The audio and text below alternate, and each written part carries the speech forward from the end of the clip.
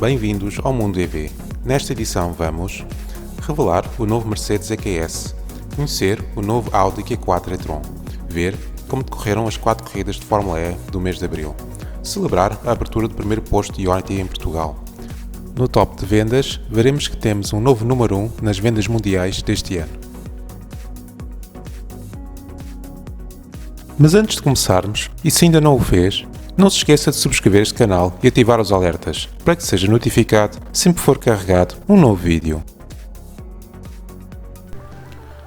No mês passado, e aproveitando a boleia do Salão Automóvel de Xangai, muitos novos veículos elétricos foram apresentados, em especial pelos construtores alemães.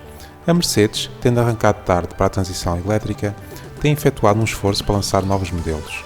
A estratégia inicial foi o lançamento de versões elétricas de modelos a combustível. Neste sentido, lançou o Mercedes EQC, baseado no GLC, o Mercedes EQA, baseado no GLA, e no mês passado lançou o Mercedes EQB, baseado no GLB, que, tal como o seu irmão a combustível, terá uma opção para 7 lugares. Quanto à capacidade de bateria, terá 66,5 kWh, que permite uma autonomia de 419 km no ciclo WLTP, permitindo carregamentos rápidos até 100 kW, que implica ir dos 10 ao 80% de carga em 30 minutos.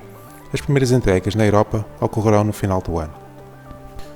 Mas a Mercedes quis ir além desta política de adaptação dos seus modelos a combustível e decidiu criar uma nova plataforma, a EVA, totalmente dedicada a veículos 100% elétricos.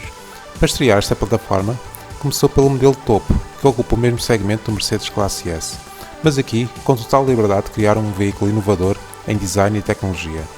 Assim nasceu o Mercedes EQS, com a missão de ser o melhor veículo elétrico do mercado que o dinheiro pode comprar. O EQS é um veículo imponente, com 5,21 m de comprimento, com um design que, não querendo fugir completamente à matriz clássica da Mercedes, pretende à mesma transmitir uma imagem inovadora no design. O interior espaçoso e luxuoso faz jus à reputação deste construtor germânico, mas um aspecto que imediatamente salta à vista é o enorme ecrã multimédia MBUX Hyperscreen, que ocupa toda a largura do veículo. É muito mais que uma plataforma multimédia, sendo dotado de uma verdadeira capacidade de aprendizagem dos hábitos do condutor, adaptando o que mostra a essa realidade. Por exemplo, se existe o hábito de à mesma hora telefonar para a mesma pessoa, o próprio sistema passa a fazer essa sugestão autonomamente. O EQS inicialmente vem com 2 motorizações, a 450+, com tração traseira e 333 cavalos, e a 580 4MATIC, com tração integral e 523 cavalos. No futuro será lançada uma terceira versão com 750 cavalos. O EQS vem equipado com 2 versões de bateria, de 90 kWh e 107,8 kWh, o que permite, na bateria de maior capacidade, uma autonomia de 770 km no ciclo WLTP, superior aos atuais veículos em comercialização. Em termos de carregamento rápido, pode atingir 200 kW, conseguindo carregar 300 km de autonomia em apenas 15 minutos. A Mercedes decidiu estrear a sua nova plataforma EVA, com um modelo de topo, de forma a mostrar ao mercado que consegue lutar pelo título do melhor veículo elétrico. Novos modelos vão sair desta plataforma, nomeadamente o EQE, o EQS SUV e o EQS SUV. Continuando com outro construtor alemão, a Volkswagen, depois do lançamento do ID3 e do ID4, decidiu lançar o ID6, com maior dimensão e que tem uma opção para 7 lugares. É esteticamente similar ao ID4, mas com mais de 30 cm de comprimento. A Volkswagen indica que construiu este modelo especificamente para o mercado chinês, embora seja discutível que não fosse interessante um modelo com estas características para o mercado europeu. Quanto ao ID4, a grande aposta de vendas da Volkswagen para este ano, foi eleito carro do ano pelo World Car Awards e reconhece agora a sua versão GTX, de caráter mais esportivo, com tração às 4 rodas e mais de 300 cavalos. A Audi, que faz parte do grupo Volkswagen, apresentou o Q4 e-tron e a variante Sportback, baseado na mesma plataforma MEB de onde saiu a família ID. Tem dimensões similares ao Volkswagen ID4, mas com um interior mais premium, ao contrário do minimalismo do ID4. Vem com as mesmas 2 versões de bateria, com 52 kWh e 77 kWh, permitindo percorrer 520 km na versão com maior autonomia.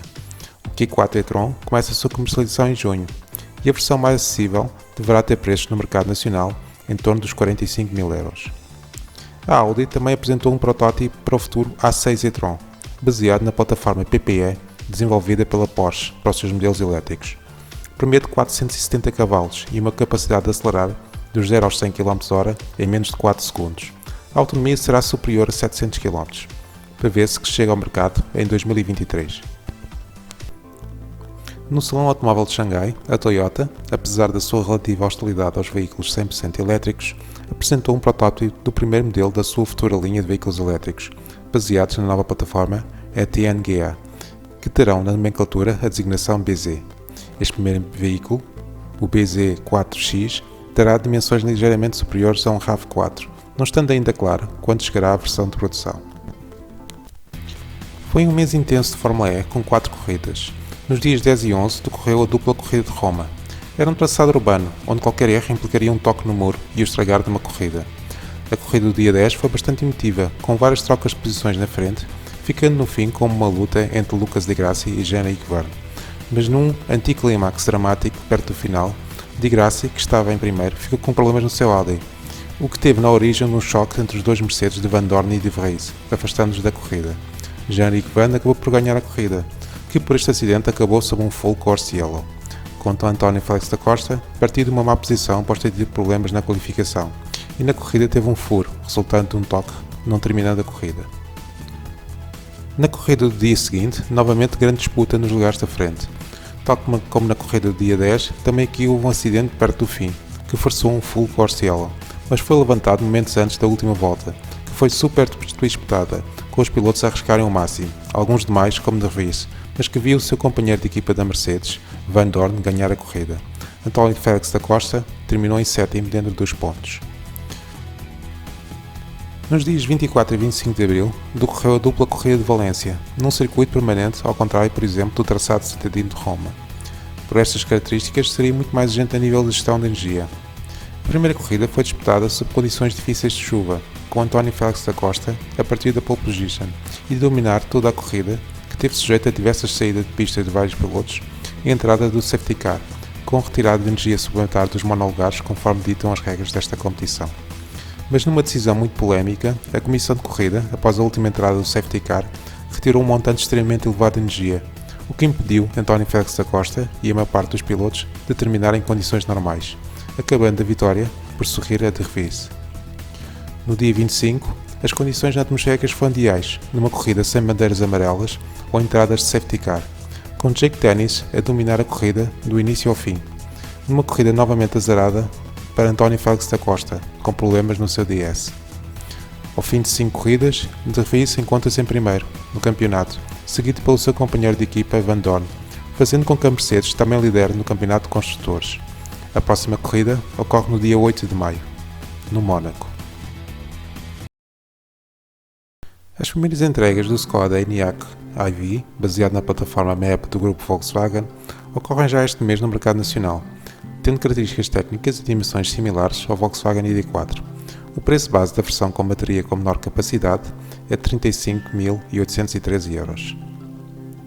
A Ionity, a rede europeia de carregadores ultra-rápidos, inaugurou finalmente a primeira estação em Portugal, na estação de serviço da Cepsa de Almodóvar, na A2. Estes postos estão preparados para carregar até 350 kW. Em construção estão mais 3 estações, em Barcelos, Estremoz e Leiria.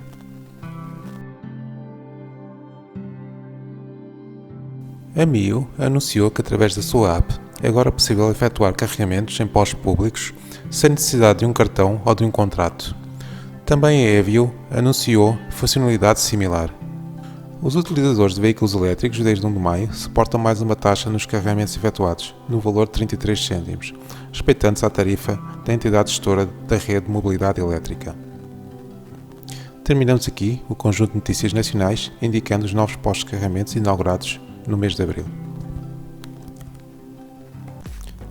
Vejamos agora o top de vendas nos principais mercados.